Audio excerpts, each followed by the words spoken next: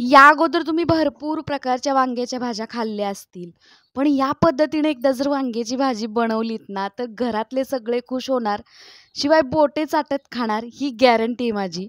तर बघा एकदम भन्नाट अशी मस्त अशी मी वांग्याची भाजी बनवलेली आहे आणि आता तुमच्यासाठी सुद्धा ही रेसिपी मी घेऊन आलेली आहे. एकदम भारी रेसिपी आहे बघा. 10 ते 15 मिनिटामध्ये फटाफट तयार होते आणि जास्त काही पूर्वतयारी न करता आपण पटकन वांग्याची भाजी कशी बनवू शकतो. पाहुणे अचानक घरी आलेत आणि पटकन पाहुण्यांसाठी काहीतरी करायचं आहे. लगेच सुरुवात करूया. पण त्या अगोदर तुम्ही चॅनलवर नवीन आहात ना, तर चॅनलला सबस्क्राईब जरूर करा आणि हो, हा व्हिडिओ तुम्हाला जरा जरी आवडला ना, तर व्हिडिओला लाईक जरूर करा. तर मंडळी इथं मी घेतलेले आहेत वांगे. तर इथं मी माझ्याकडे छोटी वांगी घेतलेली आहेत. थोडेसे पांढरट आहेत. तर ती वांगी मी मार्केटमधून आणलेली आहेत. तर तशीच वांगी मला भेटली तर ती वांगी घेतलेली आहेत. यातून थोडेसे वेगळ्या पद्धतीची सुद्धा वांगी तुम्हाला भेटून जातील. तर मार्केटमध्ये वांग्याचे भरपूर प्रकार आहेत. तर मी इथं छोटी छोटी वांगी घेतलेली आहेत. कारण भरली वांगी करायची म्हटलं तरी वांगं हे छोटंसंच लागतं. पण आपण आज भरली वांगी न करता आपण आज भन्नाट असा वांग्याचा प्रकार बनवतोय. त्यामुळे तुम्ही व्हिडिओ स्किप करू नका. व्हिडिओ शेवटपर्यंत बघा. तर इथं बघा मी वांग्याचे थोडेसे काटे काढून घेतलेले आहेत. इथं खूप काटेरी वांगे आहेत. त्यामुळे याचे काटे काढून घेते आणि वांगं हे व्यवस्थित असं चिरून घेते. वांगं चिरताना एक गोष्ट लक्षात ठेवायची आहे. तर आतून वांगं किडकं आहे की नाही पाहायचं आहे. त्यामुळं वांग्याच्या मधून अशा 4 फोडी न करता आपण वांग्याच्या कमीत कमी 6 फोडी तरी कराव्यात. त्या कशा करायच्या बघा पुढं व्हिडिओमध्ये मी सांगणारच आहे. तर मी इथं 4च फोडी केलेल्या आहेत. कारण पाहिलं आधी वांगं किडकं आहे की नाही. तर बाहेरून तर वांगं मला किडकं दिसलं नव्हतं. तर बाकीच्या वांग्याच्या मी अशा 6 फोडी केलेल्या आहेत. इकडून 3 म्हणजे मधोमध वांगं कापलं ना तर त्याचे 3 काप करायचे. आडवे 3 आणि उभे 3 असे 6 काप करून घ्यायचे. तर सगळे वांगे मी चिरून घेतलेले आहेत. लगेच वांगे चिरल्यानंतर पाण्यामध्ये टाकलेले आहेत. कारण वांगं चिरलं की लगेच काळं पडतं. तर इथं मी मसाल्यासाठी साहित्य घेतलेलं आहे. खोबरं, जिरे, शेंगदाणे आणि कोथिंबीर आणि हिरवी मिरची. तर आणि आता यामध्ये घालूया मीठ. लसूणसुद्धा घेतलेला आहे. शेंगदाणे मी इथं भाजलेले वापरते. तर आता इथं आपण वांग्याचा मसाला तयार करून घ्यायचा आहे. इथं मी खोबऱ्याचा किस घेतलेला आहे. तुम्ही खोबरं जरी तुकडे करून घेतले तरी मिक्सरमधून फिरवले तर काहीच हरकत नाही. आता हे सगळं साहित्य आपण मिक्सरमधून फिरवून घ्यायचं आहे. हिरवी मिरची मी जास्त वापरलेली आहे कारण मिरची कमी तिखट होती. तर आज आपण भन्नाट अशी मस्त खारं वांगं कसं करायचं पाहतोय. तर इथं खारं वांग्यासाठी लागणारा जो मसाला आहे तो मसाला इथं आपण तयार करून घेतलेला आहे. तर खारं वांग्याचा मसाला आपण मिक्सरमधून फिरून घेतला म्हणजे सगळं साहित्य व्यवस्थित एकजीव करून घेतलेलं आहे. आता यामध्ये घालूया थोडीशी हळद. आता या मसाल्यामध्ये थोडीशी हळद आणि थोडंसं लाल तिखट घालते. लाल तिखट का घालते मी तर मिरच्या अगदीच कमी तिखट होत्या. मिरच्याला अजिबात तिखटपणा नव्हता. त्यामुळे मी इथं थोडंसं लाल तिखट वापरलेलं आहे. लाल तिखटामुळे आपलं खारं वांगं जे आहे ते थोडंसं झणझणीत होणार आहे. जर तुम्हाला फक्त मिरच्याच वापरायच्या असतील खारं वांगं बनवत असताना मिरच्या जास्त तिखट असतील तर वरून लाल तिखट वापरायची सुद्धा काहीच गरज नाही. आता हा खारं वांग्याचा मसाला तयार झाला. चिरून घेतलेले सगळे वांगे व्यवस्थित असे भरून घेऊया. आता हा मसाला जो आहे तो थोडासा वेगळ्या पद्धतीचा बनवलेला आहे. या अगोदर आपण सोनालीज किचनवरती भरल्या वांग्याची रेसिपीसुद्धा अपलोड केलेली आहे. ती रेसिपी कशी बनवायची त्याची लिंक तुम्हाला खाली डिस्क्रिप्शन बॉक्समध्ये देते.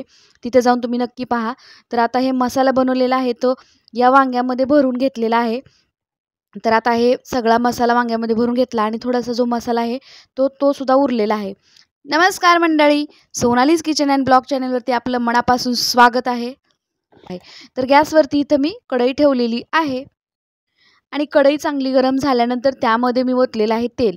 तेल थोडंसं खाऱ्या वांग्याला जास्तच लागतं. तर इथं मी अर्धी वाटी तेल ओतलेलं आहे. आता कढईमधलं तेल चांगलं गरम झालेलं आहे. नंतर त्यामध्ये जिरे आणि मोहरी घातली. मोहरी चांगली तडतडू द्यायची. अगोदर मोहरी घालायची फोडणी घालत असताना आणि वरून नंतर जिरे घालायचे. जिरे मोहरी दोन्ही चांगलं तडतडल्यानंतर मी इथं त्यामध्ये थोडासा कढीपत्ता घातलेला आहे. कढीपत्तासुद्धा चांगला लालसर होईपर्यंत परतून घ्यायचा.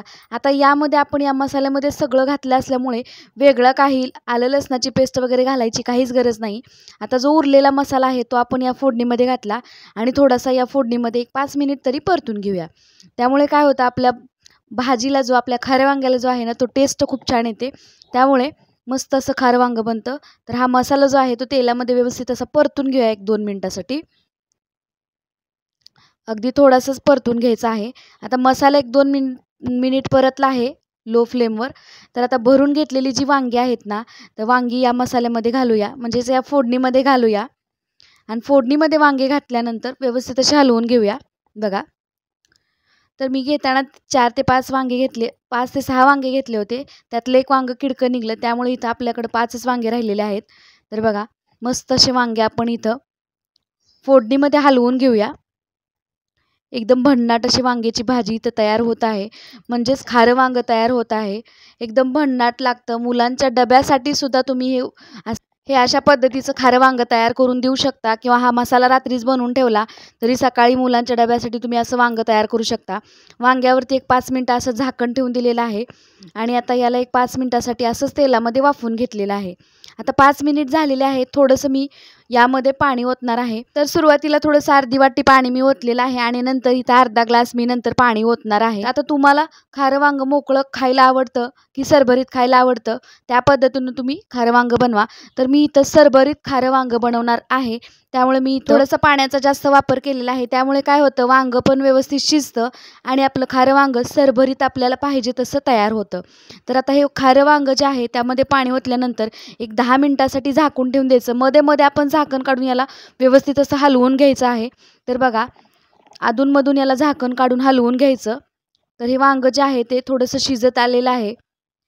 तर थोडंसं खालीवर करून घेतलेलं आहे मी. आणखीन एक 2 मिनिटासाठी याला झाकण ठेवून देते. तर बघा, हे आपलं वांगं मस्त असं शिजलेलं आहे. आपलं खारं वांगं जे आहे ते तयार झालेलं आहे.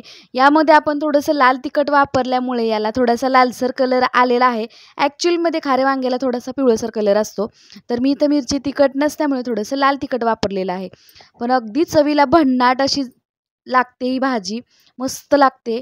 आणि शिवाय मुलांच्या डब्यासाठी करत असताना तुम्ही जर यामध्ये थोडीशी मिरची स्किप करा.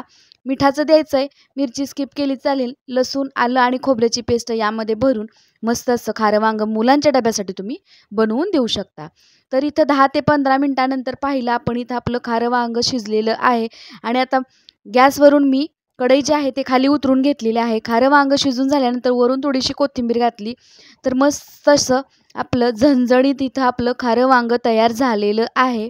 तर मंडळी, वांगं बनवण्याच्या भरपूर अशा पद्धती आहेत. प्रत्येकाकडे वेगवेगळी पद्धत आहे. तर मंडळी, ज्या पद्धतीने मी माझ्या घरामध्ये खारं वांगे बनवते ना, त्याच पद्धतीने मी तुमच्यासोबत ती रेसिपी शेअर केलेली आहे. एकदम साध्या आणि सोप्या पद्धतीनं रेसिपी बनते. जर तुम्हाला मुलांच्या डब्यासाठी खारं वांगं बनवायचं तर मसाला अगोदरच करून ठेवा. मिरची फक्त स्किप करा, बाकीचा मसाला आहे असा ठेवा. तर मस्त असं भन्नाट इथं आपलं खारं वांगं तयार झालेलं आहे. आय होप माझी ही रेसिपी तुम्हाला नक्कीच आवडली आहे. अहो, मग वाट कोणाची बघताय? रेसिपी आवडली तर रेसिपीला लाईक जरूर करा आणि हो, तुमच्या प्रतिक्रिया मला कळवायला विसरू नका. आणि हो मंडळी, सोनालीज किचनवरती या अगोदर वांग्याचं भरीत, वांगं चिरून कसं बनवायचं त्याची सुद्धा रेसिपी तुमच्यासोबत शेअर केलेली आहे. मुलांच्या डब्यासाठी तुम्ही आवर्जून तशी भरीची रेसिपी करू शकता. वांगं न भाजता भरीत कसं बनवायचं ते दाखवलेलं आहे. ती लिंक तुम्हाला खाली डिस्क्रिप्शन बॉक्समध्ये मिळेल. तिथे जाऊन नक्की चेक करा. तर चला मंडळी, पुन्हा भेटूया अशाच एका थोड्याशा हटके रेसिपीसोबत. तोपर्यंत मस्त खावा आणि मजेत राहावा. व्हिडिओ पाहिल्याबद्दल धन्यवाद.